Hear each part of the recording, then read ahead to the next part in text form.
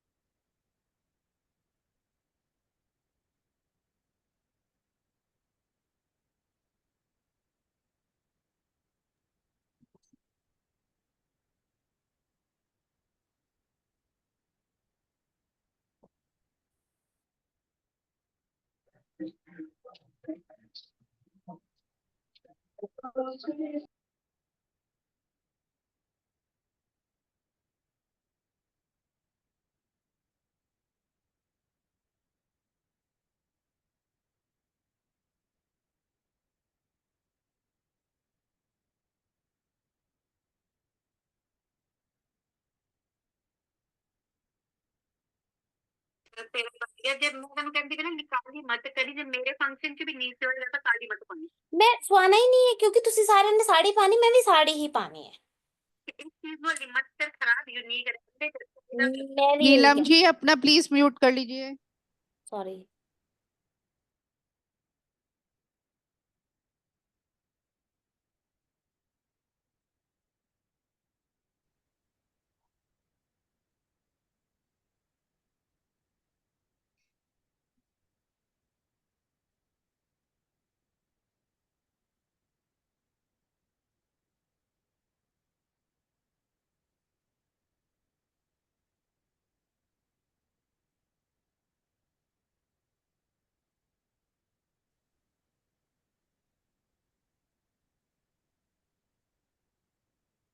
नमस्कार आप लोगों को। नमस्कार। प्रणाम गुरुजी। प्रणाम नमस्कार प्रणाम। गुरुजी। राधे राधे सर। राधे राधे। प्रणाम सर। राधे प्रणाम राधे प्रणाम। सर। नमस्ते गुरुजी। राधे राधे। प्रणाम गुरुजी। प्रणाम नमस्ते प्रणाम। गुरुजी। नमस्ते। प्रणाम गुरुजी। प्रणाम प्रणाम। कहाँ तक हम लोग पहुँचे हैं? मंगल दोष। मंगल दोष पढ़ लिया था या बच गया था? पढ़ लिया था। पढ़ लिया था। बताइए वर्ग चार कह रहे थे। कौन कौन से घर में मंगल होता है तो मंगल दोष लगता है? पहले में, चौथे में, सातवें में, आठवें में और 12वें। 12वें में। Very good. तो आप लोग भी मांगलिक बता ही देंगे लोगों को। ठीक है, जब याद हो गया तो।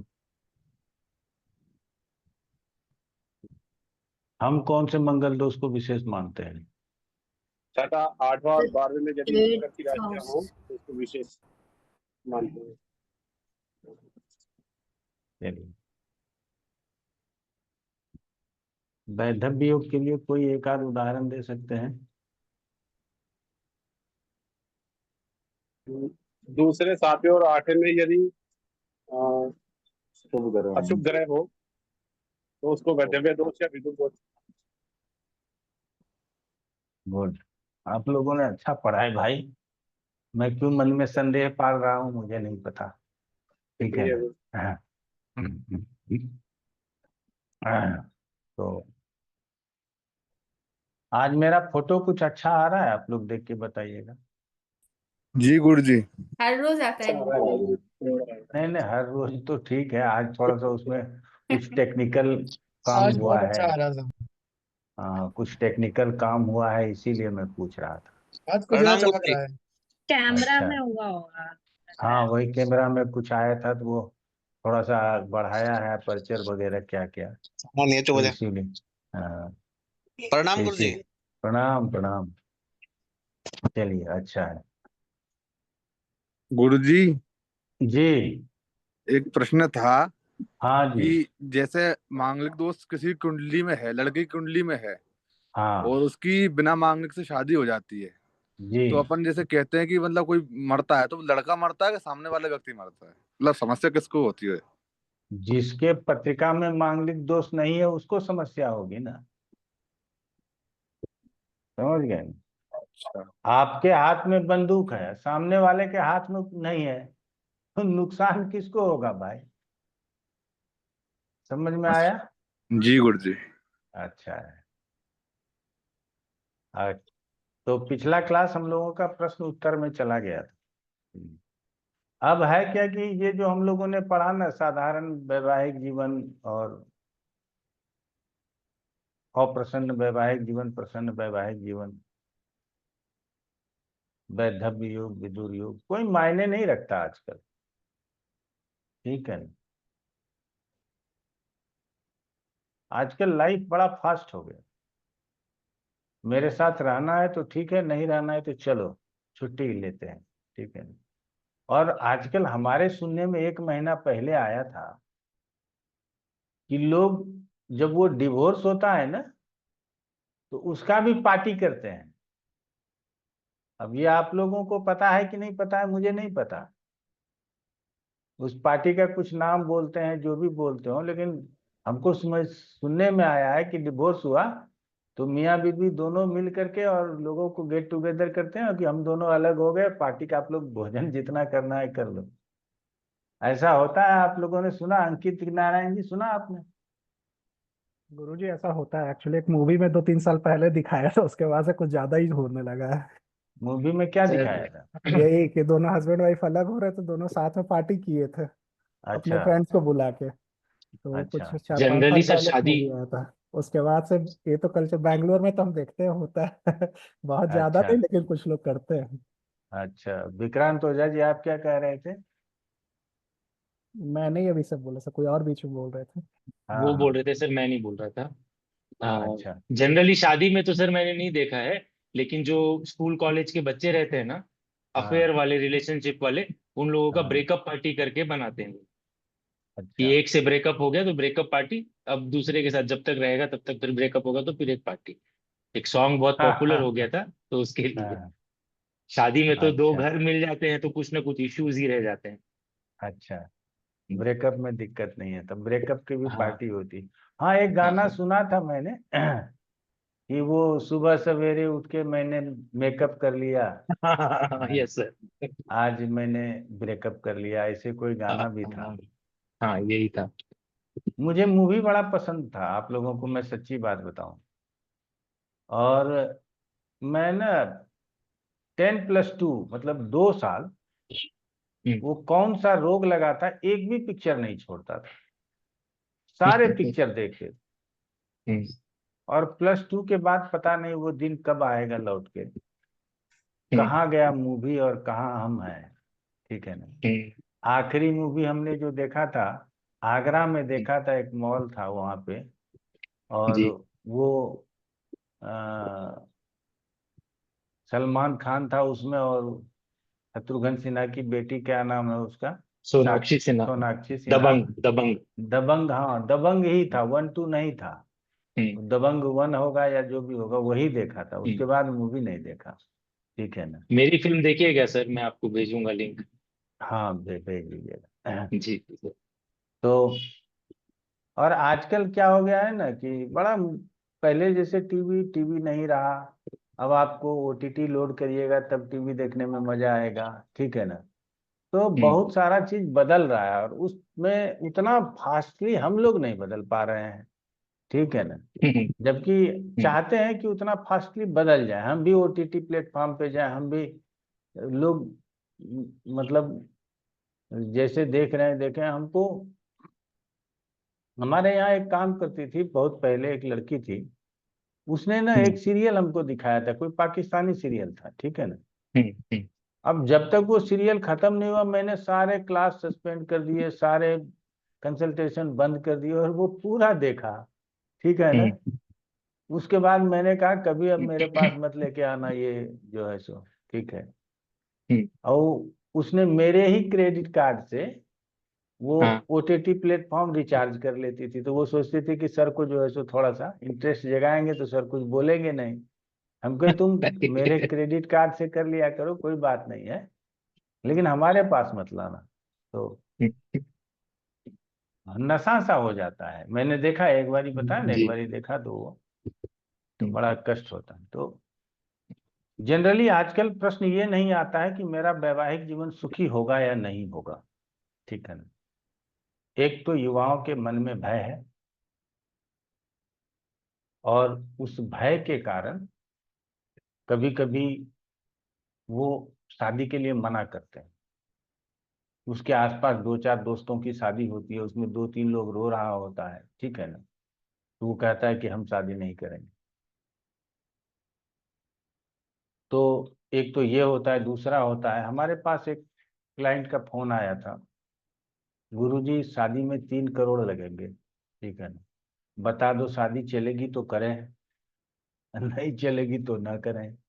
गुजराती भाई थे, पैसा का हिसाब लेकर के बैठे थे, क्योंकि अगर नहीं चलेगी तो वो जाएगी तो 2 3 करोड़ वो भी लेके जाएगी, चाहे वो एक दिन मेरे घर आ जाए।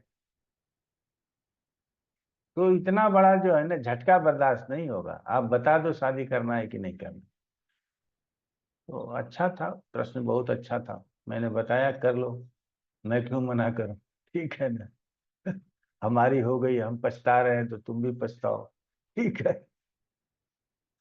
तो ज्यादातर लोगों को, और कई लोगों को जिसका उम्र ज्यादा हो जाता है, और वो जब इच्छा रखते हैं कि हमारी शादी हो जाए, तो हम उसको बोलते हैं फर्स्ट कम फर्स्ट।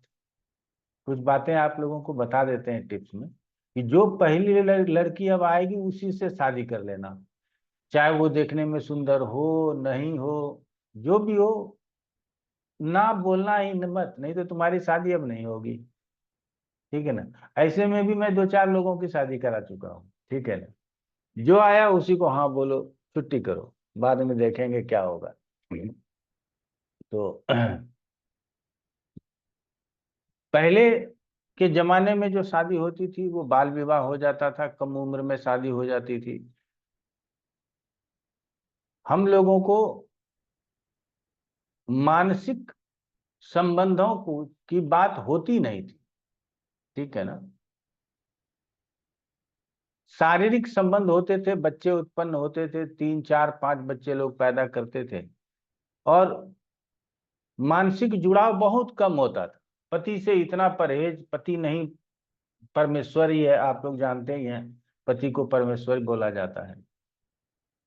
तो पति का मतलब ही एक प्रवृत्ति होता था कि वो बहुत भयंकर हो गया। ठीक है ना? हम लोग यदि माँ को कुछ बोलते भी थे कि ये बात बोलो तो अपने बोल लो, हमको नहीं बोलना है, और उससे जितना होगा वो कर देगी, बाकी पिताजी वाला काम नहीं। वो झूठ मूठ का हमारे ऊपर भी गुस्सा करेंगे कि बच्चों को बर्बाद कर देगी। तो अब तो पिता का मतलब कुछ नहीं है। ठीक है ना? थोड़ा सा परिवर्तन जीवन में आया है। अब पहले क्या होता है कि आप हमारे हैबिट्स को अपनाओ। अगर आप हमारे आदतों के साथ जी सकते हो तब तो हम आपके लिए अच्छे हैं। अगर आप हमारे आदतों के साथ नहीं जी सकते तो हमारे लिए बड़ा कठिन है। ठीक है, हमारी आदत है सुबह देर से जगना, तो मुझे सुबह जगाया न करो। ठीक है ना। मेरी आदत है कि शाम का स्नैक्स बाहर से ही मंगा के खाना, तो उसमें रोका न करो। मुझे आदत है सप्ताह में एक दिन बाहर घूमने के लिए जाना, तो रोको मत। तो अब क्या है कि अगर पति पत्नी एक दूसरे के आदत को एक्सेप्ट कर लेते हैं तो उसकी जिंदगी बहुत मस्त है। और जो एक्सेप्ट नहीं कर पाते उनको बहुत कष्ट है। ठीक है, बहुत नहीं, घोर कष्ट।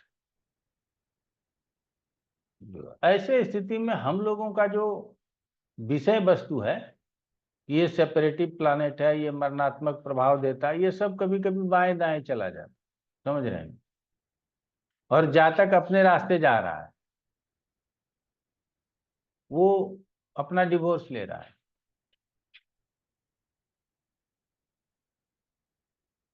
एक यूएस का बात करते हैं, लेडी का एज 70 बॉर्न थी, 70 या 71 बॉर्न। तो आप समझ सकते हैं 55 साल शादी का हो गया, 55 साल उसका उम्र हो गया, 20-25 साल शादी का हो ही गया होगा। बेटी जवान, ग्रेजुएशन कर चुकी, कुछ काम धंधा करती थी। और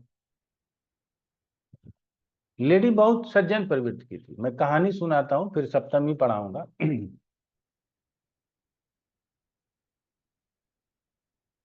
उसके पति को किसी अन्य महिला के साथ जो है सो संबंध हो गया। संबंध कहने का मतलब है बातचीत हो गई, और उनका झुकाव उसके प्रति हो गया। और एक दिन घर में झगड़ा हुआ, दूसरे दिन बोला कि तुमको हम नहीं रखेंगे, मतलब अपनी जो पूर्व पत्नी थी उसको नहीं रखेंगे। इसने बोले कि अब मेरे जीवन में बचा क्या है, तुमको उसके साथ रहना है, रहो, हमको अलग मत करो। अब एक बेटी है, इतना उम्र हो गया, अब अलग कहाँ जाएंगे। लेकिन उसके पति ने एक नहीं माना, एक घर उसको दे दिया कि अब माँ बेटी तुम दोनों अलग हो जाओ। तो बेटी को भी एक्सेप्ट नहीं किया और माँ को भी एक्सेप्ट नहीं किया। एक दिन के झगड़े में दोनों को निकाल दिया, क्योंकि उसके पास पैसा था।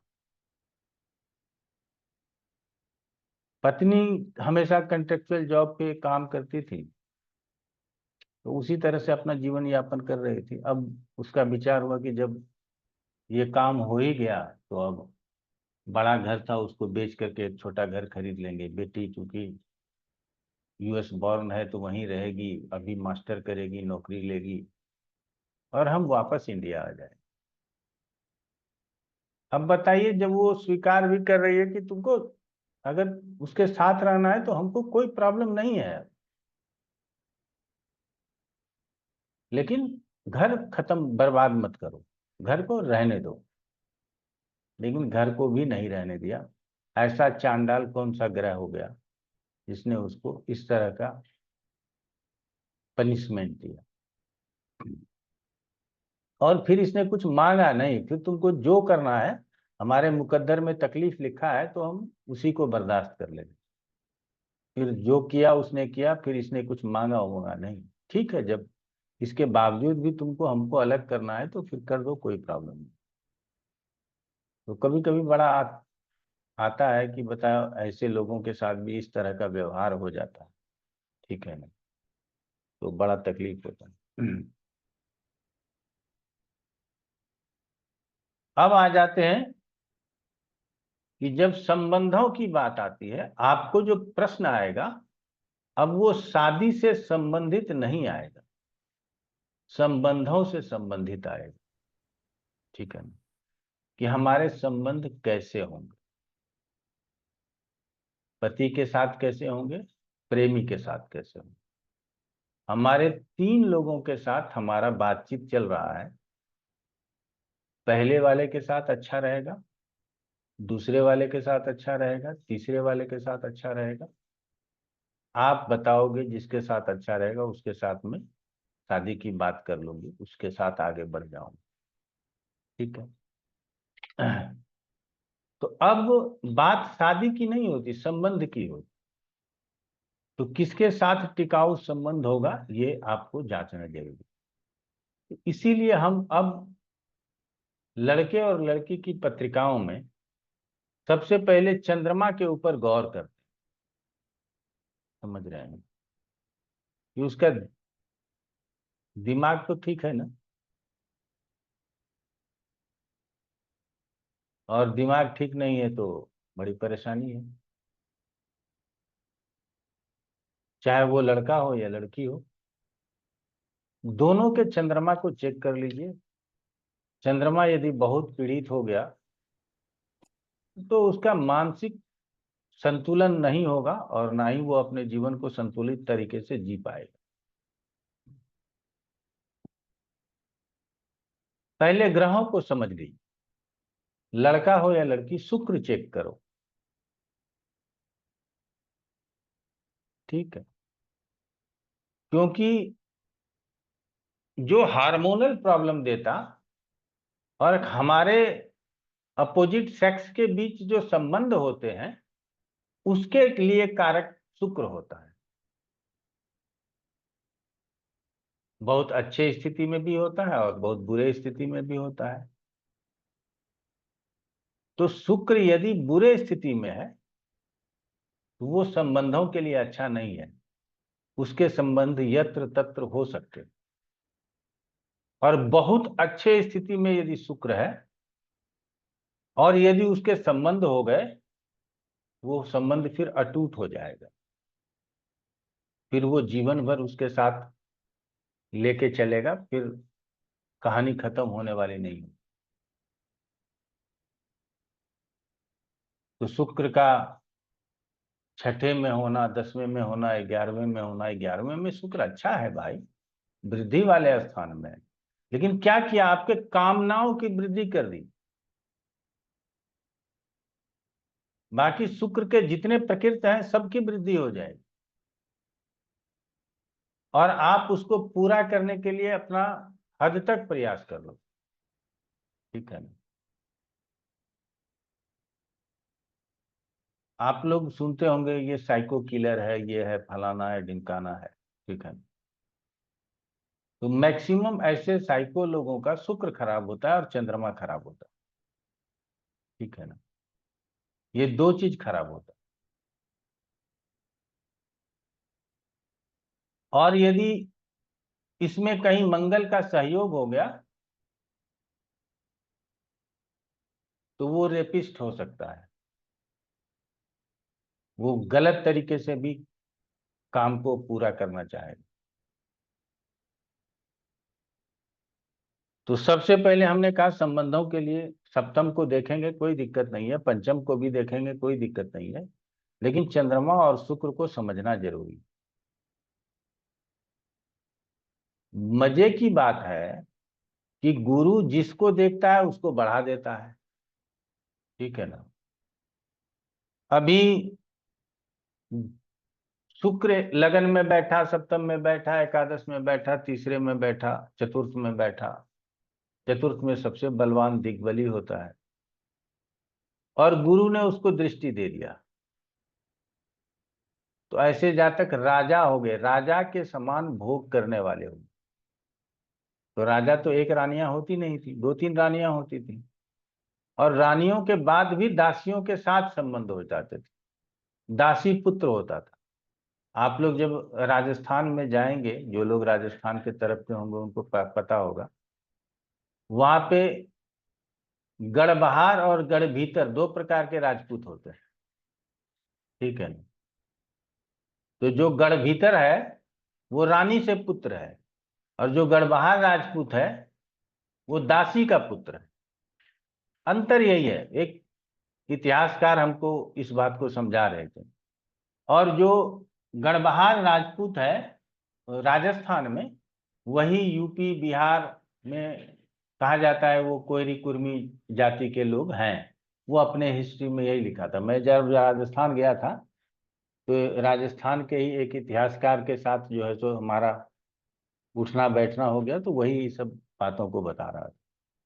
तो चलिए, यहाँ हमको कहना है कि अब ऐसे शुक्र राजाओं की तरह सुख भोग करने वाला होगा।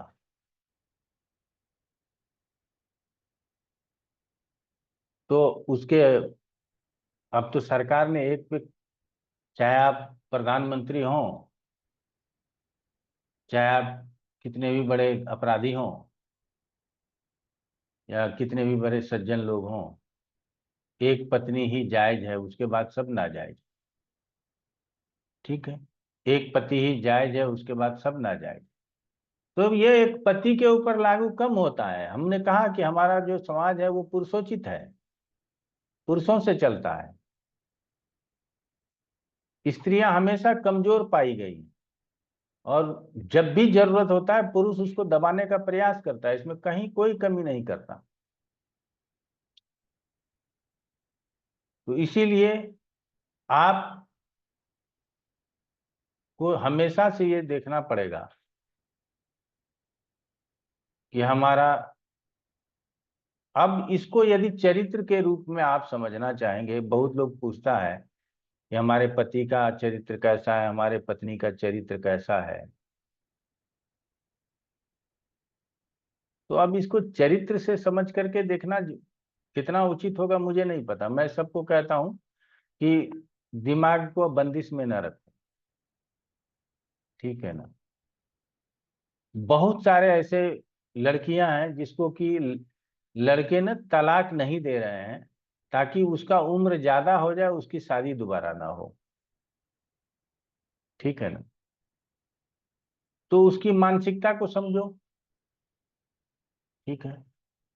तो हमेशा लड़कियां ही परेशान क्यों हो, ठीक है ना। रिलेशन आप अपने बाहर संबंध रख लेते हो और घर में पत्नी के साथ आपका सौतेला व्यवहार हो जाता है, ठीक है ना। पहले सौ जिसको कि क्या बोलते थे, दो पत्नियां होती थी तो एक दूसरे को क्या बोलते थे? सौतन। सौतन। हाँ, तो उसमें आपसी सद्भाव हो जाता था, ठीक है ना। लेकिन आज ऐसा संभव नहीं है। पहले कुछ दिनों तक रहा होगा, ठीक है ना, लेकिन बाद में ये खत्म हो गया कि एक ही पत्नी है, अब दूसरा है तो वो अफेयर है, ठीक है ना। तो हम लोगों को आज के डेट के हिसाब से सबसे ज्यादा यदि सीखना है तो प्रेम विवाह होगा कि नहीं, मैरिज अपने कास्ट में होगा या अदर कास्ट में होगा, या इंटर रिलीजियन शादी हो जाएगा, हिंदू मुसलमान से शादी कर लेगा, पंजाबी से शादी कर लेगा, क्रिश्चियन से शादी कर लेगा, बुद्धिस्ट बौद्ध से शादी कर लेगा। जैन का गणना नहीं है, जैन बनियों में आता है। और दो बिरादरी ऐसे हैं जिनको मैं बड़ा धन्यवाद देता हूं।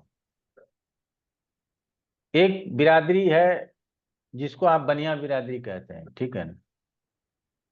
उसके न बहुत लोग हैं, अग्रवाल हैं, बंसल हैं, टिबड़ेवाल हैं, बहुत हैं उसमें। अब वो लोग ना मारवाड़ियों में भी शादी कर लेते हैं, तो बनिया और मारवाड़ी एक हो गए। और हमारे यहाँ 16-17 प्रकार के जाति हैं, कोयरी है, कुर्मी है, धानुक है, ये सब आपस में शादी कर लेते हैं। 16-17 जातियां हैं, तो अच्छा है।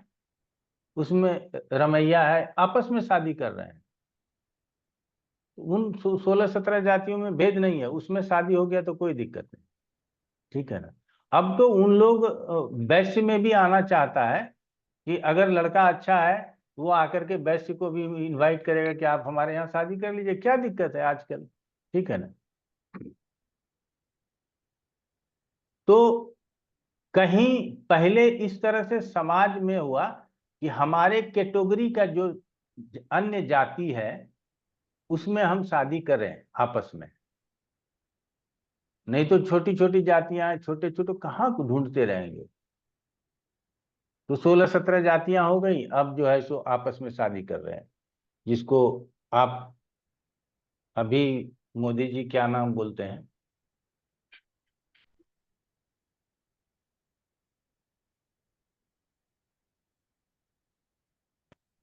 मोदी जी अपने किस बिरादरी से आते हैं? गुजराती सर। न गुजराती नहीं बोलते, गुरुजी जाति बताओ। तेली तेली तेली तो गुरुजी। है, तेली है, लेकिन ओबीसी बोलते ओबीसी ओबीसी। ओबीसी। हाँ ओबीसी, ठीक है ना। ये जो ओबीसी है ना, अब ये सब एक होने जा रहे हैं, सब आपस में एक दूसरे के घर शादी कर लेंगे, इनको कोई प्रॉब्लम नहीं, ठीक है ना। इन लोगों का आपसी समझौता अच्छा हो रहा है। तो समाज ने पहले ये कदम उठाया, और ये कदम आप लोगों को पता नहीं, पता होगा या नहीं होगा, 25-30 साल से ये चल रहा है कि ओबीसी समाज एक दूसरे के यहाँ जाकर के आपस में शादी विवाह कर लेते हैं, उनको आपत्ति नहीं। दूसरा है कि पंजाबी कल्चर जो है वो भी आपस में एक दूसरे के यहाँ शादी कर लेते हैं, उनको भी कोई आपत्ति विपत्ति नहीं, ठीक है ना। हमारे एक भतीजा का शादी जो है सो पंजाबी लड़की से हो गई, उसके माता पिता को कोई तकलीफ नहीं था। हमारे इधर तो बहुत लोगों को बहुत तकलीफ था, ठीक है ना। 2-4 रिश्तेदार शादी में अटेंड भी नहीं करना है, पंजाबी में शादी कर लिया, जाओ जहाँ करना है करो, मैं क्यों जाऊं, हमारे बच्चे के ऊपर बुरा असर पड़ेगा, है ना। तो वो लोग भी एक्सेप्ट कर लिए। तो अब क्या है कि आप खुद अपने सुविधा के लिए पहले ये चीज अडॉप्ट करते हो, बाद में बच्चे उसको बहुत जल्दी कर लेते। हम लोग बच्चों का दोष दे रहे हैं ना कि अब बच्चे अपने मर्जी से शादी कर रहे हैं, नहीं। पहले समाज आपस में एक दूसरे के साथ जुड़ना शुरू हुए, तब बच्चों ने कहा कि जब इस तरह चल ही रहा है तो अब चलने दो। ये 16-17 जातियां क्यों, जितनी जातियां हैं किसी में भी कर लो, क्या प्रॉब्लम है, ठीक है ना। अभी एक हमारे बहुत अच्छे गांव के मित्र हैं, यादव जी हैं, उनके बेटे ने, यादव जी हैं, वो जोल्हा से शादी हो गया। तो उसके पिताजी को बड़ा तकलीफ था कि जोल्हा में शादी कर लिया, ये कर लिया, वो आप लोगों को बताते हैं थोड़ा सा। उसके बेटे ने उदाहरण दिया कि आप हमको क्यों कह रहे हो, और उनका जो छोटा भाई था ना, उसने बिल्कुल क्या कहते हैं, अनुसूचित जाति में जाकर के शादी कर लिया था। तो उनको उस समय नहीं रोक पाया, आप हमको कह रहे हैं कि जोल्हा में शादी क्यों कर रहा है। तो अब बच्चे जो है सो इस बात को मानने के लिए तैयार नहीं है। पहले समाज बदल चुका है, तो इसलिए देश काल परिस्थिति के अनुसार कोई भी कहे कि क्या इंटरकास्ट मैरिज होगा, तो आपको पहला जवाब होगा कि हाँ हो सकता है, क्योंकि देश काल परिस्थिति इसको जबरदस्त तरीके से अपने आप खींच लिया है। तो इसीलिए अगर आप सिद्धांत पढ़ने जाओगे तो सिद्धांत से गलत हो जाएगा। इसीलिए आपको सबसे पहला जवाब यही है कि हो सकता है, इसमें कोई बुराई नहीं। हमको ये जवाब देना, होना नहीं होना वो उसके भाग्य की बात है, ठीक है ना। लेकिन हम लोगों को पहले यही कहना है कि होगा, इसके लिए आपको हमको ज्योतिष में कुछ पढ़ाने की जरूरत नहीं, ठीक है। अब पढ़ा देते हैं। शनि का प्रभाव हो, राहु का प्रभाव हो, अशुभ ग्रहों का प्रभाव हो, कहाँ, सप्तम और पंचम के ऊपर, तो हम इंटरकास्ट इंटर रिलीजियन मैरिज कर सकते हैं। राहु का प्रभाव होने के वजह से कई लोग बोलते हैं राहु को मुस्लिम के लिए जाना जाए। बहुत लोग रिसर्च करते हैं, ठीक है, जानो भाई, कोई आपत्ति नहीं है, तो उसका प्रभाव हो। लेकिन हमने सप्तम में राहु बहुत लोगों का देखा, लेकिन ये नहीं देखा कि उसने मुस्लिम मुस्लिम लड़की से शादी कर लिया या मुस्लिम लड़के से शादी कर लिया, ऐसा जो है सो हमने पाया नहीं। इसीलिए हम उसको ये नहीं मानते। हाँ, लेकिन हमने जो कहा कि आपस में इंटरकास्ट मैरिज होता है, पंजाबी में शादी हो जाता है। अब पंजाबियों को पंजाबी बोला तो जाता है, सिख बोला जाता है, लेकिन वो हिंदू समाज से सबसे मिलता जुलता वही धर्म है। वो गुरुद्वारे भी जाता है तो वो माता रानी को भी खूब मानता है, समझ रहे हैं ना। इसीलिए उसको कोई दिक्कत नहीं होती हमारे समाज में घुल मिल जाने में। तो ये बात हो गई। अब सप्तमेश अष्टम में हो तो वो गुप्त स्थान हो गया, बात को समझिएगा। तो जब गुप्त स्थान में खुद सप्तमेश चला गया तो आपको पता ही नहीं है वो जात में करेगा, परजात में करेगा, कि हिंदू से करेगा, मुसलमान से करेगा, किसी से भी कर ले, कोई प्रॉब्लम नहीं है। अष्टम की राशि नवांश पत्रिका के लग्न की राशि हो जाए, छठे की राशि नवांश पत्रिका के लग्न की राशि हो जाए, 12वें की राशि नवांश पत्रिका के लग्न की राशि हो जाए, कहीं शादी कर ले, उसको कोई प्रॉब्लम नहीं है। कभी भी लड़ाई कर ले, उसको कोई प्रॉब्लम नहीं है। आगे बताएंगे सेपरेट सेपरेट करके कि क्या क्या प्रॉब्लम है और क्या क्या प्रॉब्लम नहीं है, ठीक है ना। तो पहले तो ये हो गया। तो हम एक चैप्टर आप लोगों को बताते हैं,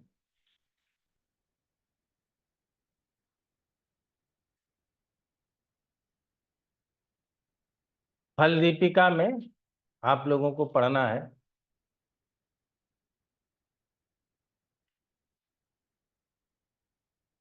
स्त्री जातक अध्याय, 11वां अध्याय, ठीक है ना। बहुत बड़ा नहीं है, 224 से 230 पेज तक है। हम समझते हैं ये पुस्तक जिसके पास नहीं है, हमने ऑनलाइन भेजा हुआ है, आप उसको पढ़ लीजिएगा। तो पुरुषों के लिए दो भाव बताया गया,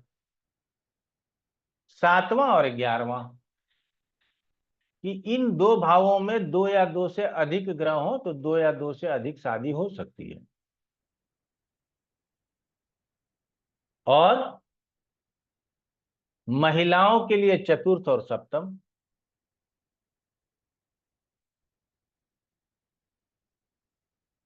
और कभी कभी सतीत्व के लिए जो है तो अष्टम भी देखा जाता है, कि यदि चतुर्थ में दो या दो से अधिक ग्रह हो तो दो या दो से अधिक संबंध उसके जीवन में हो सकते हैं। और उसमें भी आगे लिखा गया है कि जितने शुभ ग्रह होंगे उतने संबंध रह जाएंगे, जितने अशुभ ग्रह होंगे वो संबंध टूट जाएंगे। तो इस चैप्टर को पूरा पढ़िएगा। कोई पुरुष जातक नाम करके, पुरुष जैसे स्त्री जातक लिख करके एक चैप्टर दे दिया, पुरुष जातक करके कोई चैप्टर नहीं है। अच्छा, किसी में नहीं है, न बृहत होरा पराशर में, न बृहत जातकम में है, न सारावली में है, न मांग सागर, किसी में पुरुष के लेकर के नहीं है। सप्तम भाव जहां पढ़ाया वहीं से समझ लीजिए, लेकिन स्त्रियों के चरित्र को दूरबीन से देखा गया।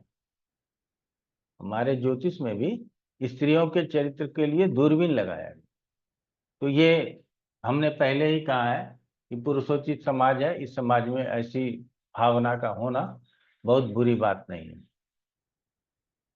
यहां तक आप लोगों ने समझ लिया कि चतुर्थ में यदि अधिक ग्रह होंगे तो स्त्रियों के संबंध एक से अधिक हो सकते हैं। सप्तम और एकादश में अधिक ग्रह होंगे तो पुरुषों के संबंध एक से अधिक हो सकते हैं। सप्तम में शुक्र हो और उसके ऊपर गुरु की दृष्टि हो, एकादश में सप्तमेश हो उसके ऊपर गुरु की दृष्टि हो, चतुर्थ में शुक्र हो उसके ऊपर गुरु की दृष्टि हो, क्षीण चंद्रमा के ऊपर गुरु की दृष्टि हो, तो आपको, ये पुरुषों के लिए बता रहे हैं, तो आपके एक से अधिक संबंध हो सकते हैं। ये जानने की जरूरत है। अब मैं हमारे शिष्य का एक, ठीक है मैं देखता हूं, प्रश्न आया था, आप लोग बताइए, समझिएगा, सिर्फ आते रहता है।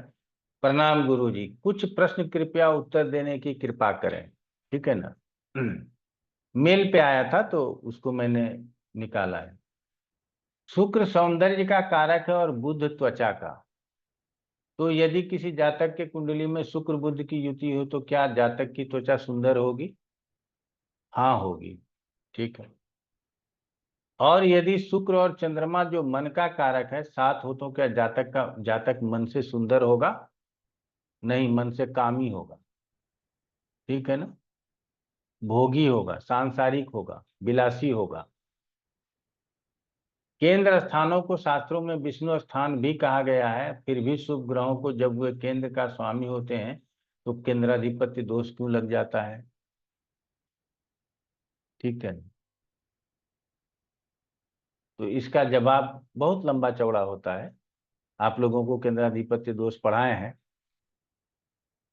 कि आप नॉर्थ नॉर्थ को जुड़ते नहीं देखा होगा आपने। मैग्नेट होता है ना, नॉर्थ और साउथ, नॉर्थ साउथ आपस में चिपक जाएगा। तो केंद्र का स्थान शुभ और ग्रह भी शुभ और एक ही साथ बैठ जाए, कैसे रिजल्ट? कोई रिजल्ट नहीं। वो एक दूसरे को चिपक ही नहीं सकते, पकड़ ही नहीं सकते। छोटा सा उदाहरण आप लोगों को नॉर्मल ऐसे ही दे रहा हूं, लेकिन नॉर्थ साउथ यदि हो जाए तो देखो आप तुरंत एक दूसरे को पकड़ लेगा। ठीक है ना? तो इसीलिए विष्णु स्थान कह देने से केंद्राधिपत्य दोष नहीं लगेगा, ये संभव नहीं है। ठीक है, आपने बताया था कि महादशानाथ से अंतरदशानाथ शुभ स्थानों में हो तो फल शुभ होता है, परंतु यदि महादशानाथ स्वामी द्वादश भाव में हो और अंतरदशानाथ स्वामी अष्टम में हो लग्न से, तो अंतरदशानाथ महादशानाथ से नवम हो अर्थात शुभ है, किंतु लग्न से अष्टम है तो अशुभ है, तो ऐसा योग कैसा फल देगा? ये योग अच्छा फल नहीं देगा, बुरा फल देगा, क्योंकि 8वां और 12वां एक्टिव हो गया।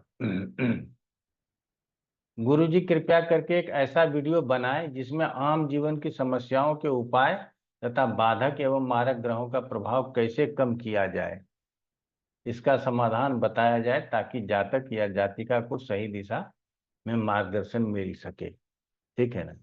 तो बाधक हम मानते नहीं है। मारक ग्रह के विषय में बहुत सारा मटेरियल आप लोगों को मिलेगा भी और आगे मिलता रहेगा। बाद में इनका कहना था कि लाइव कृपया शाम को किया करें, क्योंकि मैं 9वीं कक्षा में हूं। अब ये सबसे मजेदार बात, ये बालक 9वीं कक्षा में है और मैं सुबह स्कूल चला जाता हूं, इसीलिए सुबह का सेशन अटेंड नहीं कर पाता। तो जिज्ञासा समझिए, समझ गए? और प्रश्न कितने सधे हुए थे और वो कितना हमको फॉलो कर रहा है। हमको लगता है कि हम जितना यूट्यूब पे डाले नहीं है उससे ज्यादा ज्ञान इसने ले लिया। ठीक है। तो मैंने सोचा है कि इसको पर्सनली जो है सो जवाब जो है सो अच्छे तरह से आधा एक घंटा लगेगा, एक दिन बैठ करके मेल टाइप करके डालेंगे। तो आप समझ सकते हैं ना कि बच्चों की जिज्ञासा देखिए, खुद कह रहा है कि शुक्र बुध के साथ होगा क्या, शुक्र चंद्रमा के साथ होगा क्या। वो चूंकि 9वीं कक्षा में था इसीलिए चंद्रमा पे जाकर के रुक गया। ठीक है, आगे की कक्षा में होता तो वो हमसे और भी बातें करता। समझ रहे हैं? तो यहाँ पे हम लोगों को, बाकी आप लोगों ने सुना होगा शुक्र मंगल की युति है तो इसके एक्स्ट्रा मैरिटल अफेयर होंगे, सप्तम में राहु है तो इसके में एक्स्ट्रा मैरिटल अफेयर होंगे, सप्तम में केतु है तो इसके भी में एक्स्ट्रा मैरिटल अफेयर होंगे। तो भाई एक्स्ट्रा मैरिटल अफेयर सप्तम में राहु केतु है नहीं है, कौन ग्रह है नहीं है, इससे कोई लेना देना नहीं है। वर्तमान समय में जिसके एक्स्ट्रा मैरिटल अफेयर नहीं है वो बड़ा दुखी आत्मा है। समझ गए ना? बहुत दुखी आत्मा है। सबकी चाहत वही है, क्योंकि आपका जो वर्तमान समय चल रहा है ये बहुत खराब चल रहा है।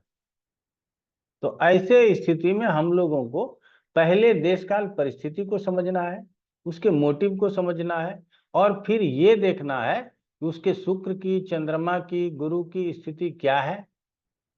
क्या एकादश भाव बहुत प्रबल है, क्या धन स्थान बहुत प्रबल है, और एकादश और धन स्थान प्रबल होने से सप्तम को क्या फर्क पड़ेगा। तो अगर लाभ बहुत हो रहा है, रोज 1 लाख रुपया का इनकम है या महीने का 1 लाख रुपए का, 2 लाख रुपए का इनकम है, तो उसको कुछ नाजायज खर्च करने में परेशानी नहीं है। लेकिन यदि वो 25,000 रुपया कमा रहा है तो वो नाजायज खर्च कैसे करेगा?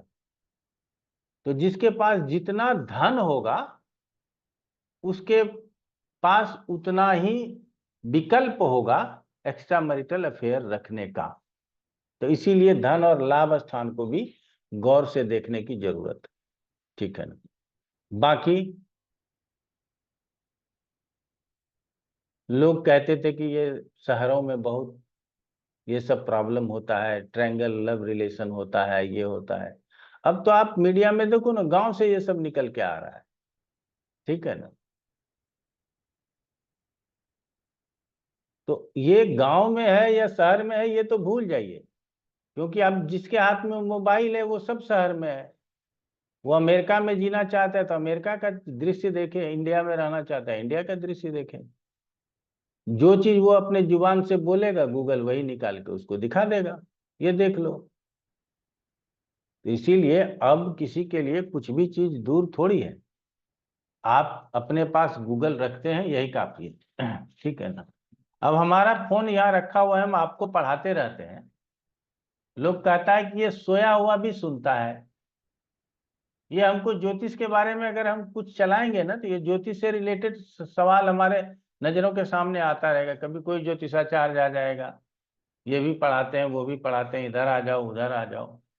तो ये बेचारा विचार करके ना हमारे भी शब्द निकालते रहते हैं। मैं सोचता भी हूँ कि ऐसा कैसे संभव हो सकता है।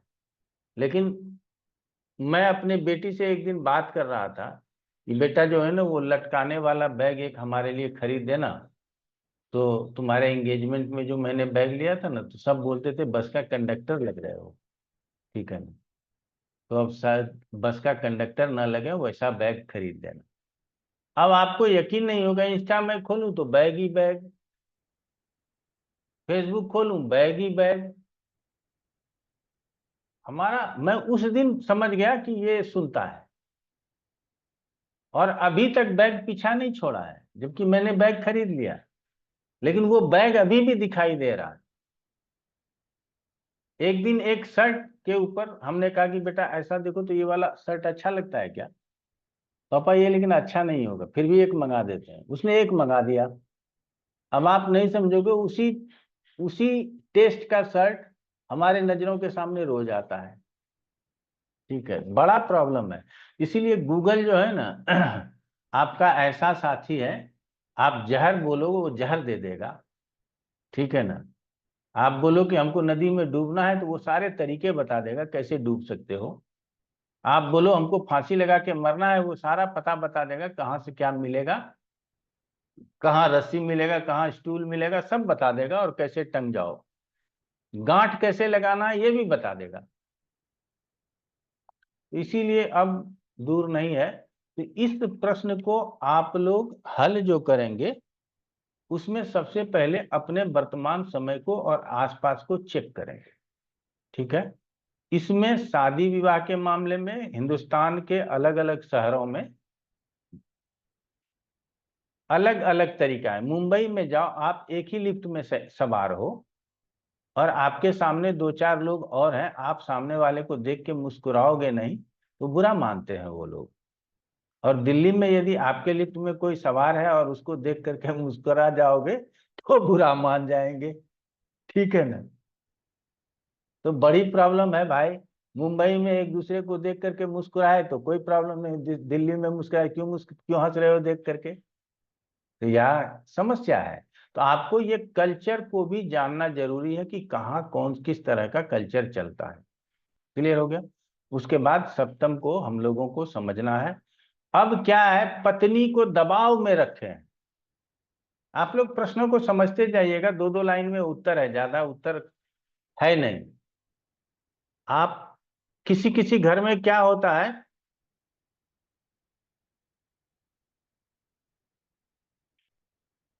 अब पति के लिए भी बराबर होने लगा है, लेकिन फिर भी पत्नियों के लिए अभी भी बहुत अंतर है। अभी भी 80-20 का रेशियो है। 80% महिलाएं परेशान है तो 20% ही पुरुष परेशान है ठीक है ना। तो पुरुष अपना फ्रस्ट्रेशन निकाल भी लेता है, महिला अपना फ्रस्ट्रेशन कहाँ निकालने जाएगी। अब तो उसके साथ समस्या ये है कि जॉब भी संभालना है, बच्चे को भी संभालना है, घर को भी संभालना है और पति को भी संभालना है। उसकी जिम्मेदारी कितनी है बताओ। और इतनी जिम्मेदारी के बाद यदि पति बेवफा हो जाए तो वो क्या करे। तो क्या होता है ना, मेंटली टॉर्चर कौन सी लेडी होती है जिसके सप्तम स्थान पाप कर्तरी में हो, जिसके गुरु पाप कर्तरी में हो, जिसके शुक्र पाप कर्तरी में हो, जिसका सप्तमेश पाप कर्तरी में हो,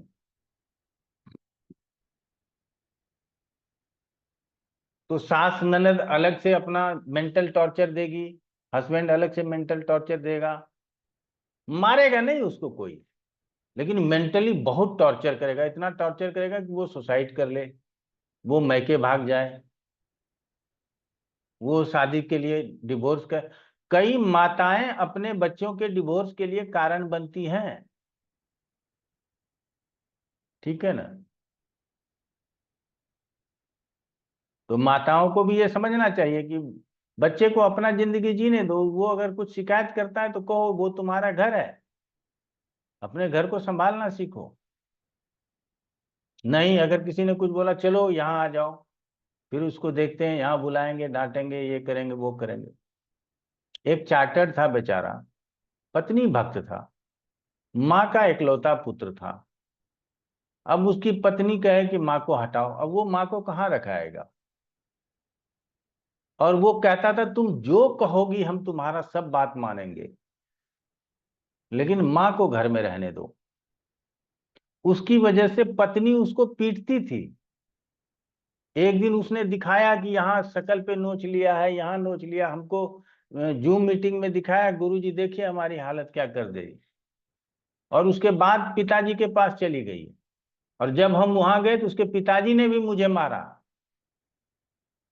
फिर भी मैं चाहता हूं कि मेरी पत्नी घर में ही रहे, लेकिन मैं माँ को कहाँ ले जाऊं।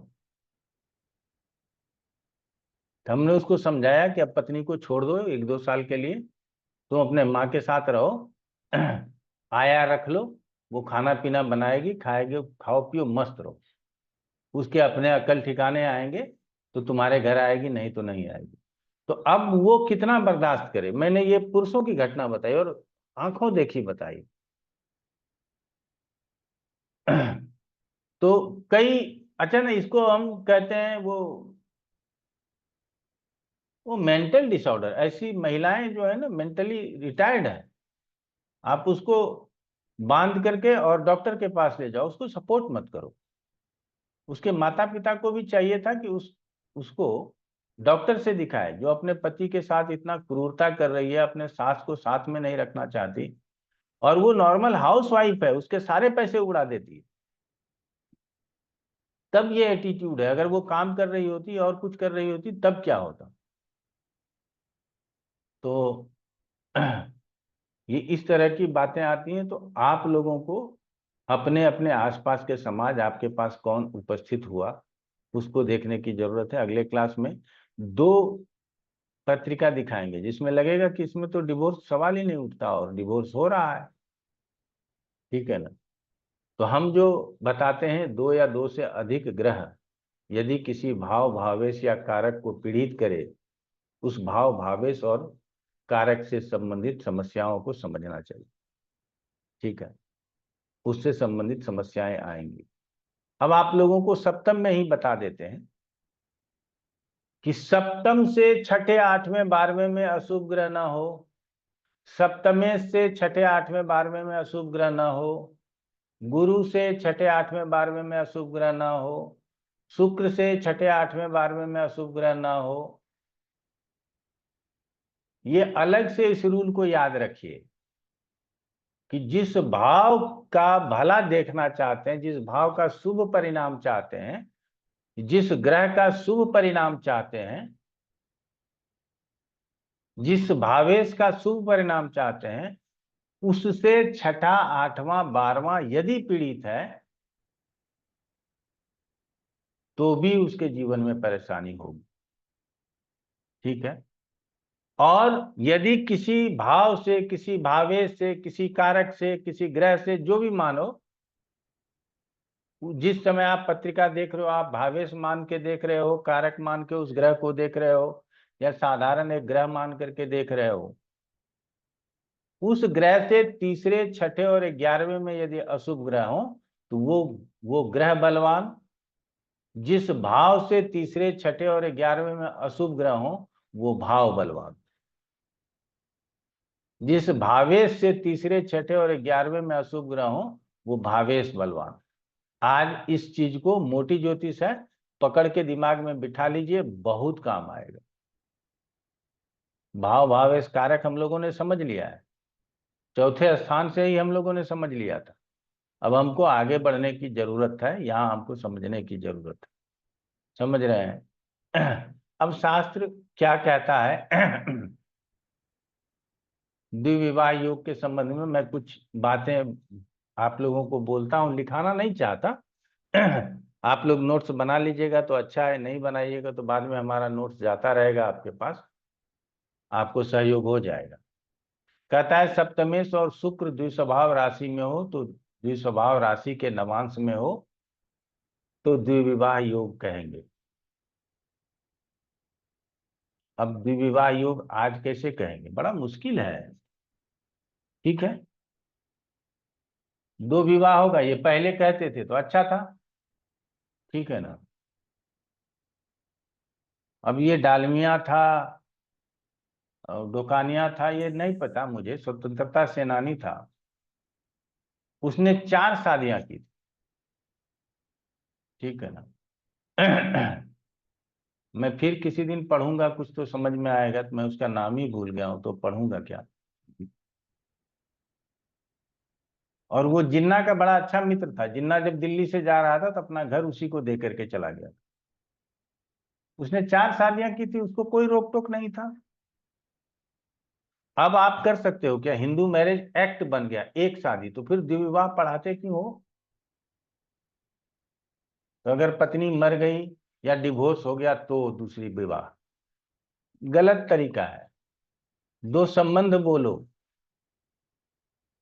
सीधा बोलो, बिल्कुल कोई संकोच न रखो, ठीक है ना। पत्नी न मरेगी, तलाक न होगा तो क्या हमारे 2 संबंध नहीं हो सकते? हो सकते हैं। तो किसके होंगे? तो जिसके शुक्र और सप्तमेश द्विस्वभाव राशि में गए हुए हों, द्विस्वभाव नवांश में गए हुए हों, तो उसके हो सकते हैं। बुध और शनि सप्तम भाव में और एकादश भाव में 2 ग्रह हो तो 2 विवाह का योग होता है। सप्तमेश शनि हो और अशुभ ग्रह से युक्त हो तो अनेक पत्नी हो। एक तो सप्तमेश शनि पापी और अशुभ ग्रहों से युक्त और खराब, तो ऐसे को स्त्री लोलुप बोले, ठीक है ना। अनेक पत्नियां होंगी ये कहा जाता है, अनेक पत्नियां न पहले थी न वर्तमान समय में होता है, ठीक है ना। तो ऐसे में उसको स्त्री लोलुप बोलेंगे।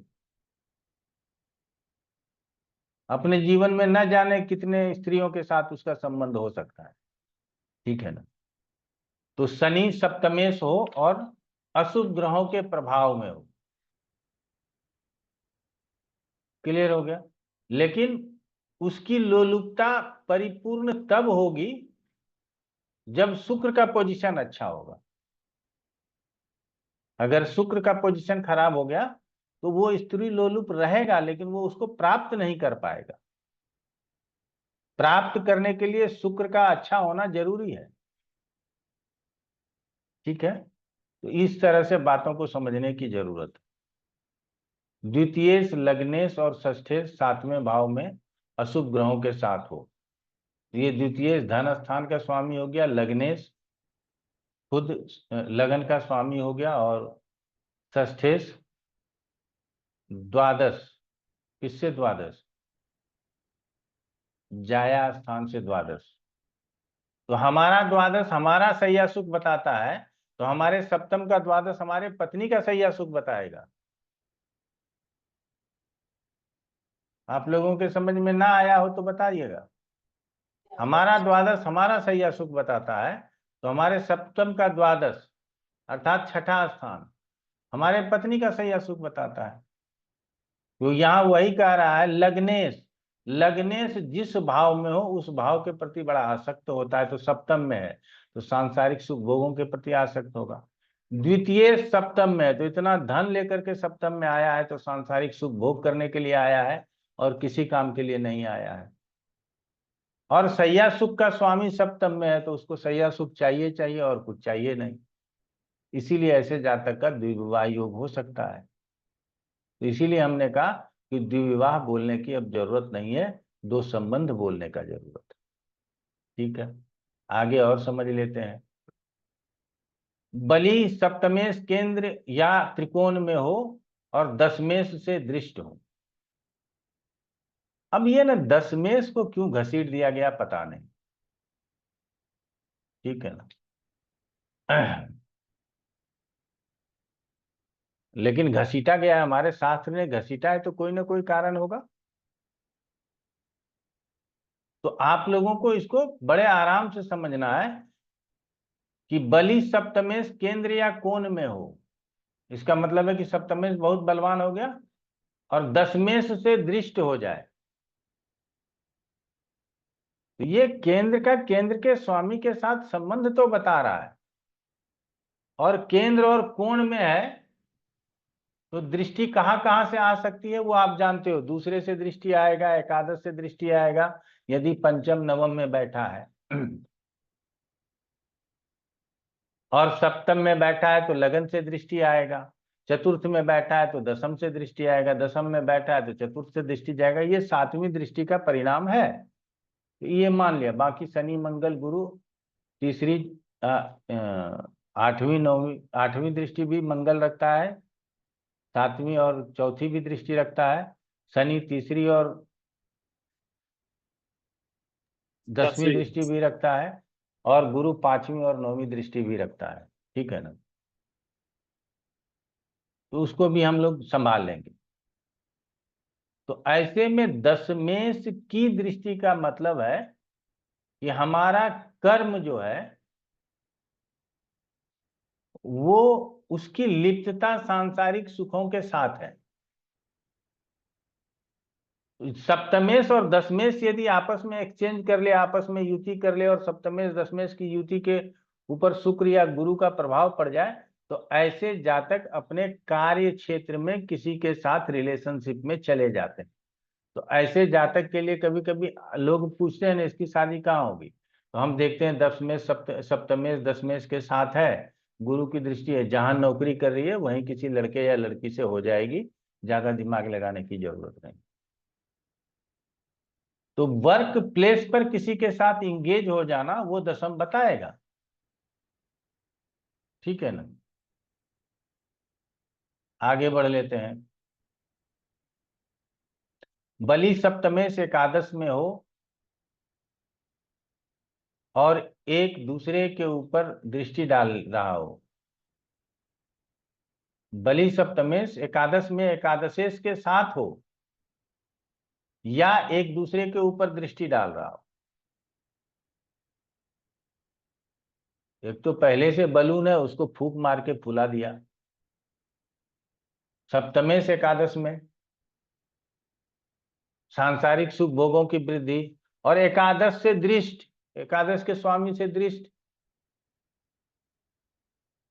तो और ज्यादा वृद्धि हो गया उसका, वो और सांसारिक सुख भोगों के प्रति आसक्त हो जाएगा, इसीलिए ये रिजल्ट आएगा। ये सब बात आप लोगों को हमने पहले अभी बता दिया है।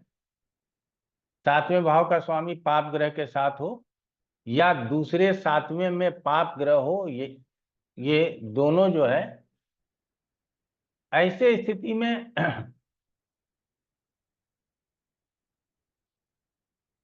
कभी हम भोग करते हैं और कभी छुपकर पाप करते हैं। ठीक है, आप लोग सुनते होंगे 2 साल की बच्ची के साथ, 1 साल के बच्ची के साथ, 10 साल के बच्ची के साथ रेप होता है।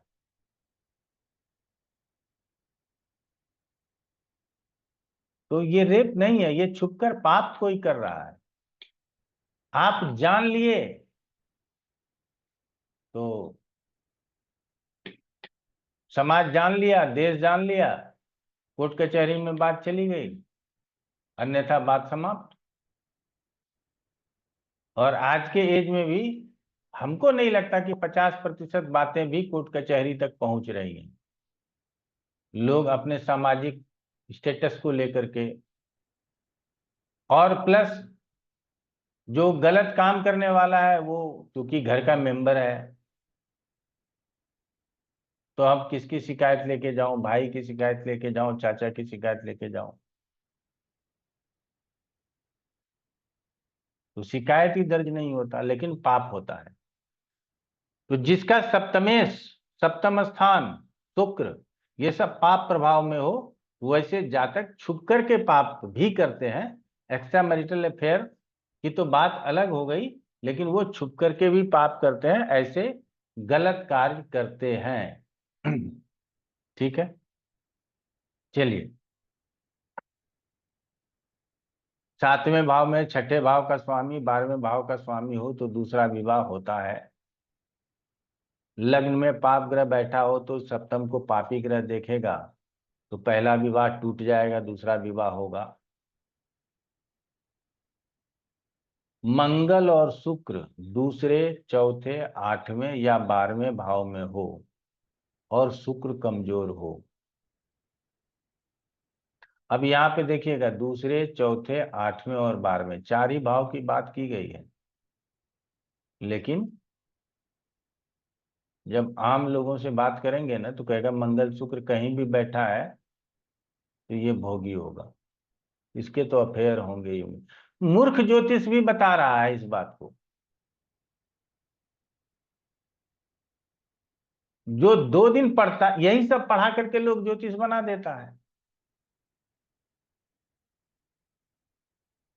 लेकिन मंगल और शुक्र की युति हमारे जीवन को बदल भी सकता है, हमें संन्यास की ओर भी ले जा सकता है। यदि इसकी युति नवम भाव में हो जाए, इसकी युति लग्न में हो जाए,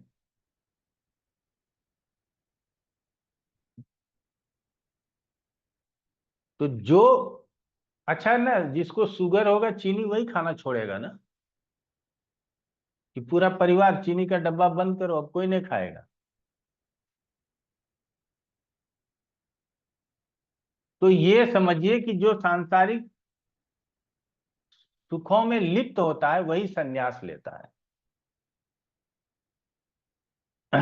बहुत कम गृहस्थ ऐसे होते हैं जो संन्यास लेते हैं, लेकिन जो बहुत भोगी आदमी होता है वो 40-50 साल के बाद अब श्री श्री रविशंकर के चरण में चले गए हैं। ठीक है ना, अब किसी बाबा के शरण में या खुद ही बाबा बन गए। ठीक है ना? और बड़े बड़े लोग, बाबा का धंधा ही ऐसा है कि बड़े बड़े लोग बाबा बनना चाहते हैं। अभी बिहार के पूर्व डीजीपी, नाम मैं भूल गया था, आप लोग गूगल करके देखिएगा, बिहार के पूर्व डीजीपी बाबा का नाम बताएं तो गूगल बता देगा, और वो प्रवचन करते हैं और बहुत अच्छा करते गुरुजी गुप्तेश्वर पांडे हैं। जी, गुप्तेश्वर पांडे। बाबा देखिए है नाम, मेरे। नाम भी आ गए। तो बाबा जीवन है भर, मेरे। जी, जीवन भर डीजीपी रहे, पुलिस में रहे। आप समझ सकते हो कि कितना पावर होगा। क्या वो, उन्होंने सांसारिक सुख भोग नहीं किया होगा? अब संन्यास ले लिया। तो जो भोग विलास करेंगे ना, उन्हीं को संन्यास की भी याद आएगी। जो भोग विलास करेंगे ही नहीं, साधारण जीवन जिएंगे, उनको संन्यास लेने की जरूरत ही नहीं है।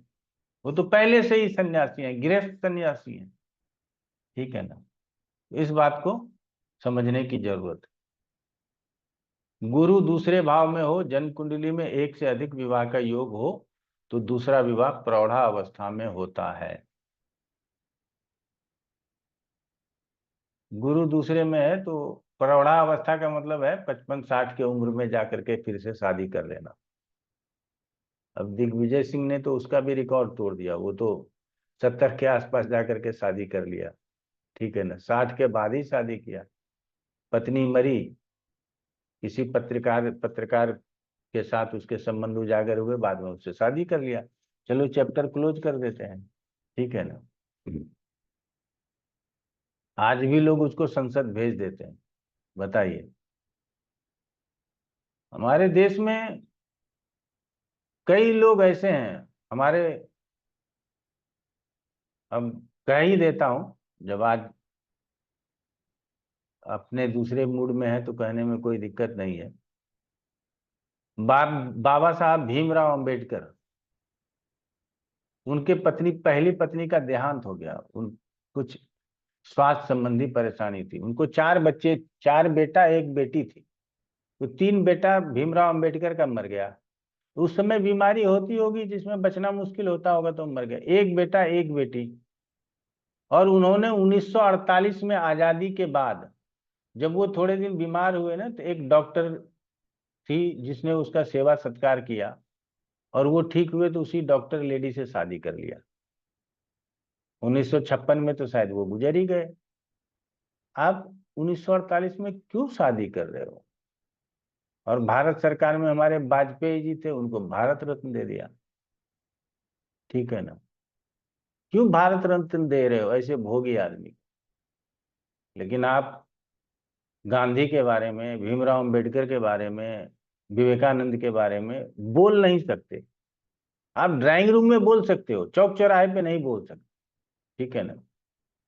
क्यों आपने उसको दिया अवार्ड? तो यहाँ तो वोट पॉलिटिक्स है। ठीक है ना? किसी को कुछ भी दे दे।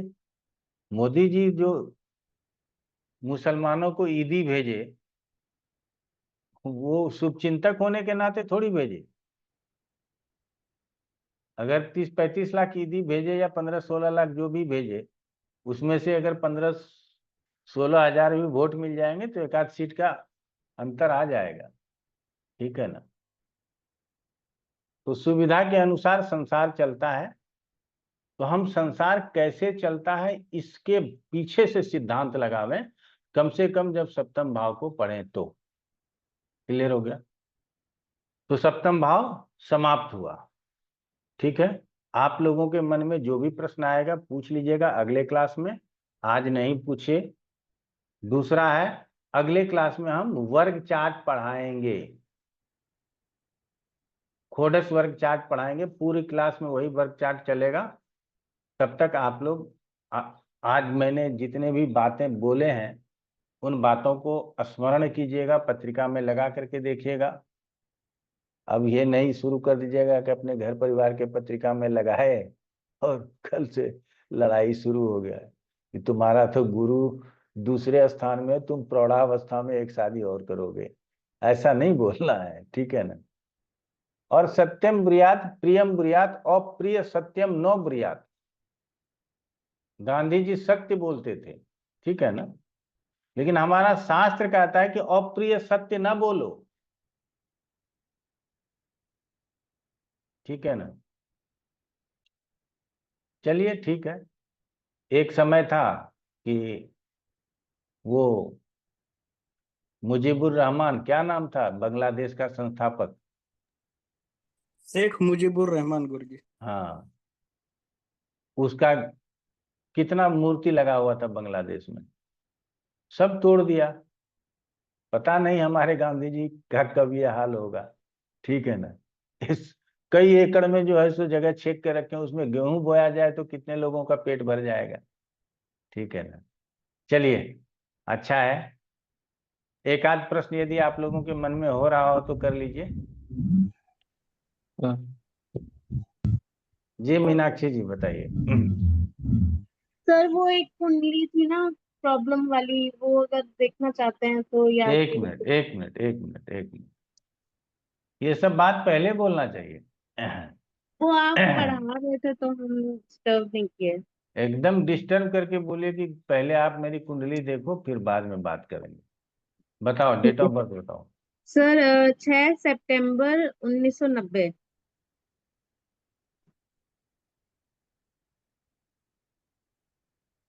जी, टाइम? रात को 30 बजे, मतलब 30 मतलब 12:30। आगरा।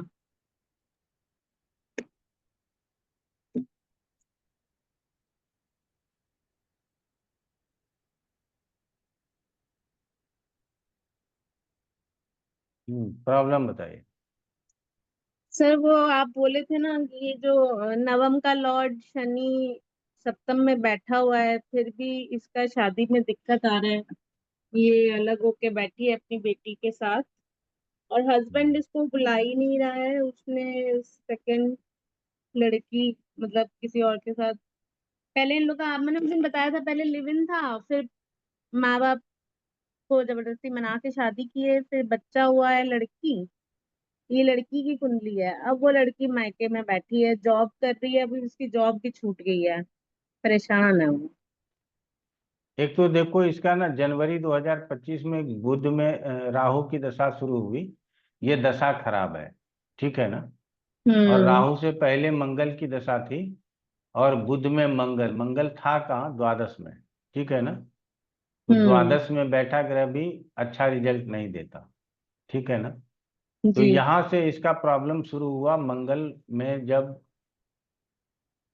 बुध में जब मंगल आया जनवरी 2024 से, ठीक है ना। हम्म। तो जनवरी 2024 से प्रॉब्लम है। अब शनि सप्तम में बैठ करके वृद्धि तो करता है, इसने मैरिज तो किया, लेकिन आप देख लो इस स्थान से छठे में मंगल है, आठवें में केतु है, ये दो घर तो बर्बाद हो गया। हम्म। आप समझना, गुरु से छठे में शनि है, क्लियर है। जी। जी। अब सप्तमेश भी गुरु ही है, राहु केतु एक्सिस में है, सप्तम स्थान के ऊपर यहां से मंगल की दृष्टि है। जी। ये जो शुक्र है ना, ये सूर्य हम्म। के साथ है, अस्त नहीं है लेकिन मंगल से दृष्ट है। हम्म। तो इतने कारण इसके पत्रिका में बनता है। तो जी। मंगल की जब दशा आई तो मंगल ने शुक्र को प्रभावित किया, तो इसके संबंध टूट गए, या संबंध टूटने के कगार पे हैं। सर प्रॉब्लम तो इनका शादी के मतलब इसके 2021 में शादी हुई है और 2023 में बच्ची होने के बाद से ही प्रॉब्लम है। हमने कहा 2000, हमको दिखाई देता 2024 के जनवरी से ज्यादा प्रॉब्लम। हाँ तब। उसके पहले चंद्रमा की दशा थी, तो बुध में चंद्रमा में निभ रहा था, कोई कष्ट नहीं था, क्योंकि हम्म। चंद्रमा नवम में था। जैसे ही ये द्वादश का मंगल आया ना, तो हाँ। ये इस स्थान से छठा है। तो कोर्ट जी। कचहरी हुआ है या नहीं हुआ है अभी? हाँ वही, मतलब ये जो आप बता रहे हैं, पहले इन लोग का बात बात अलग अलग रह रहे थे, फिर भी बातचीत तो होती थी। अब बिल्कुल बात बंद है, और ये कह रही है अब मैं इसके साथ रहूंगी नहीं, ये बेकार है, और मैं कोर्ट केस महिला आयोग में गई हुई है, डाला हुआ है इसने सब। हाँ तो वही। और लड़की का समय अच्छा नहीं है, तो क्या करेगी, परेशान रहेगी। अभी कुछ भी डाल ले कोई रिजल्ट नहीं है, रिजल्ट 2027 में आएगा, जब बुध में गुरु की दशा आ जाएगी, ठीक है ना। जी। तो इसका टाइम बोलना, टाइम बहुत खराब है। तुम जहां जाओगी तुमको अपने आप में हार महसूस होगा। जब बुध में गुरु का समय आएगा, तब वहां से तुम्हारा कदम आगे बढ़ेगा, और उसके बाद तुमको सक्सेस मिलेगा या डिवोर्स मिलेगा, जो भी कहना है वहां कह लेना, ठीक है ना। सर इसका पैसे का भी बड़ा झंझट हो रहा है, बच्ची भी पालनी है इसको, इसका जॉब मतलब स्टेबल नहीं हो पा रहा है, क्या काम करे जो ये अपना, माँ बाप सारा दे रहे हैं भाई, पर फिर भी अपना तो करने का होता है ना इंसान को। अभी फिर भी भाई 1-2 साल कष्ट है तो है, इसमें ठीक है हम सर। बहुत कुछ कह के भी कुछ नहीं कह सकते। लेकिन हमारा कहना है कि इसको उपाय के रूप में विष्णु सहस्त्रनाम का पाठ करना चाहिए, और कुछ करने की जरूरत नहीं, ठीक है ना। ठीक है सर, और जो एक और प्रॉब्लम सर आजकल, ये मतलब थोड़ा वही वाला कहानी है, अब ये भी इधर उधर सोचती है फ्रेंडशिप कर लें, कोई दूसरा हाँ शादी तो मेरे से करेगा कि नहीं करेगा ये सब इसके दिमाग में, अभी डिवोर्स हुआ नहीं है, पहले रिलेशनशिप के बारे में भी पूछती रहती है। ना ना, वो सब चलते रहेगा वो सब। ठीक है। देखो इसको, जो रिलेशनशिप है या जो पति है, उसका सुख बहुत अच्छा नहीं होने का कारण शनि और गुरु का आपस में षडाष्टक होना भी होता है, होना है। ठीक है ना। तो ये ठीक है। बहुत कारण है। चलिए आगे हम्म। फिर देखा जाएगा। चलिए ठीक ठीक है है। सर, थैंक यू, धन्यवाद। जी, हितेश गौर जी बताइए। सर एक तो ये अभी कुंडली जो दिखाई है इसमें आपने बताया कि बुध में गुरु की जब दशा आएगी तो वक्त सही आएगा, बट सही ये द्विद्वादश का संबंध नहीं बन रहा। द्विद्वादश का संबंध है, फिर भी गुरु जो है ना रिजल्ट निकाल के देगा, क्योंकि गुरु किसी भी परिस्थिति में होता है तो 60% अच्छा और 40% ही बुरा रिजल्ट करता है। ठीक है ना। तो वहां इसको डिसीजन मिल जाएगा, डिवोर्स मिल जाएगा, तो ये ज्यादा फ्री हो जाएगी। अभी देखे ना, अपने बात कर बता रही थी ना कि अभी डिवोर्स के लिए फाइट ही किया है, दूसरा लड़का ढूंढ रही है, ठीक है ना। तो आप क्या कहोगे? तो समाज के हिसाब से चलो भाई, ढूंढ के रख लो, जिस दिन डिवोर्स होगा उसके दूसरे दिन मंदिर में जाके शादी कर लेना, क्या दिक्कत है? एक सर दूसरा अंकित, जो सवाल था सर, फल दीपिका में फिफ्थ हाउस को शादी के पर्सपेक्टिव से इतना नेगेटिव क्यों बताया हुआ है? इसमें है शादी के पर्सपेक्टिव से निगेटिव बताया इसलिए गया है क्योंकि सप्तम स्थान को मारक स्थान मान करके चला है। नहीं, मगर पंचम पंचम की बात करूंगी, अगर सप्तमेश पंचम में आ जाए तो पत्नी की मृत्यु हो सकती है। हाँ, तो यही तो सप्तमेश मारक है ना, सप्तम स्थान मारक है ना, इसीलिए अच्छा। ऐसा लिख दिया गया है। या पंचमेश के साथ में अष्टमेश आ जाए तो उसकी मृत्यु हो सकती है। वो जबकि केंद्र का त्रिकोण का स्थान है, और अगर सप्तम से देखा जाए तो भी वो 11th हाउस बनता है। हम समझ गए, लेकिन चूंकि सप्तम को मारक माना माना नहीं कहा गया है, तो मारक स्थान के स्वामी पंचम में चले जाएं, पंचम पूर्वार्जित कर्मों का है, तो इस लाइन को समझा देंगे कभी, आप चिंता मत कीजिए, लंबा ठीक। हो जाएगा, ठीक थैंक है यू ना। Sir, thank you. Ankit Narayan ji. Sir एक एलिजाबेथ टेलर नाम से है ना, एक अमेरिकन एक्ट्रेस थी। हम्म। उन्होंने 8 बार शादी की, हम्म। 7 लोगों से, एक जन से रिपीट दोबारा शादी की थी। तो हम्म। यही मैं बताना चाह रहा था कि वर्ग कुंडली में जब हम पढ़ेंगे अगले क्लास में, तो क्या इनका चार्ट लेकर के पढ़ सकते हैं क्या? उनका चार्ट सही नहीं होगा, 100% मान के चलिए, ठीक है ना। ठीक। इसीलिए इस पे समय जाया करना गलत होगा। रेखा का चार्ट, वो 8 शादी नहीं की, लेकिन अभी भी वो सिंदूर लगाती है। पता नहीं पति कौन है, आपको पता है? हमको तो मिला तो नहीं हूँ पता उनसे, उसका। लेकिन जिनसे हाँ। जिनसे उनका रिलेशन होता था वो मर जाते थे, ऐसा मैं सुनता था। हाँ, सुनते होंगे, लेकिन अभी कौन पति है उनका? नहीं वो है कोई किसके नहीं। नाम का सिंदूर लगा करके चलती है, ठीक है ना। तो चलता है।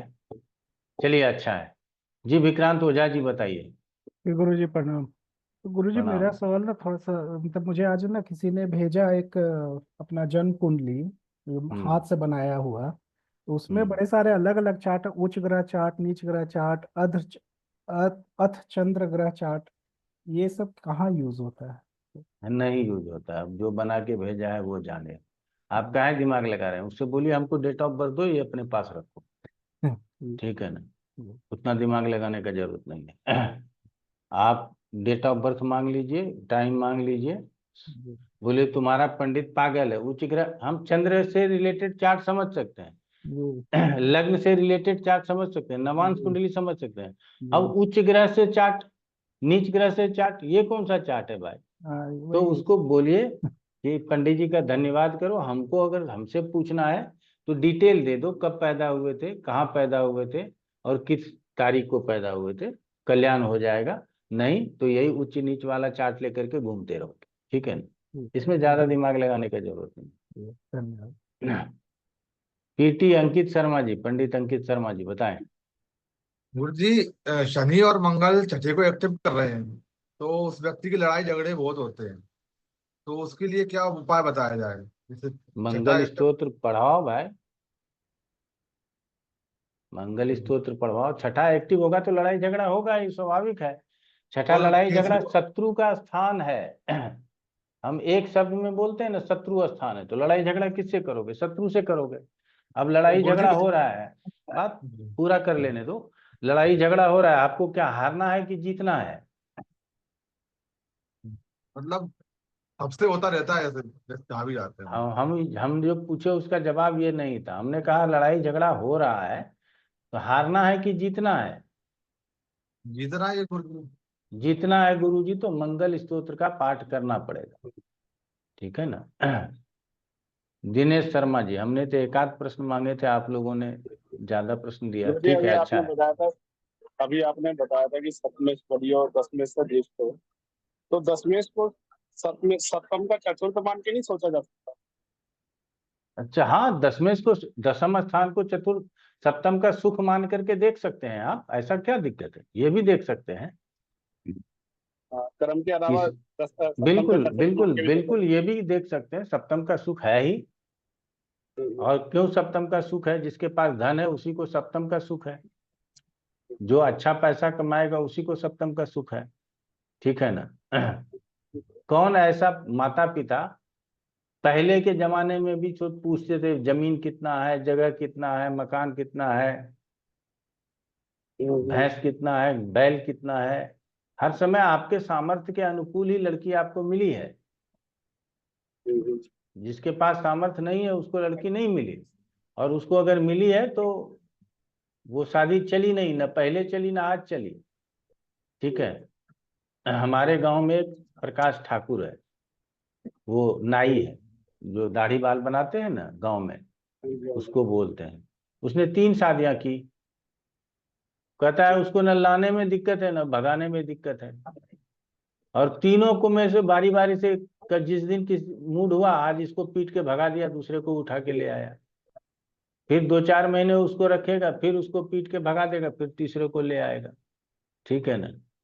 तो हम लोगों का, चूंकि हम लोग उसके जो है, तो जब बड़ा प्रसन्न होकर के आता है तो पता चल जाता है दूसरी बीवी उठा ले आया ये। तो हमारे पिताजी लोग बड़ा मजाक करते थे, क्या रे प्रकाश दूसरे को ले आया है क्या? हाँ बाबू ले आए, तो ये जो है तो खाना नहीं देती थी ठीक से, इसको भगा दिए, ठीक है। तो ऐसा ऐसा भी समाज चलता है, क्या कीजिएगा। जी आशुतोष मिश्रा जी बताइए।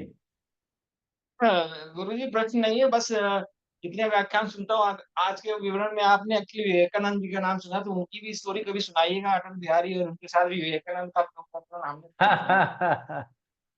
चलिए अच्छी बात, ठीक है। नमस्कार आप लोग। राधे राधे। प्रणाम, शुभ रात्रि। प्रणाम प्रणाम।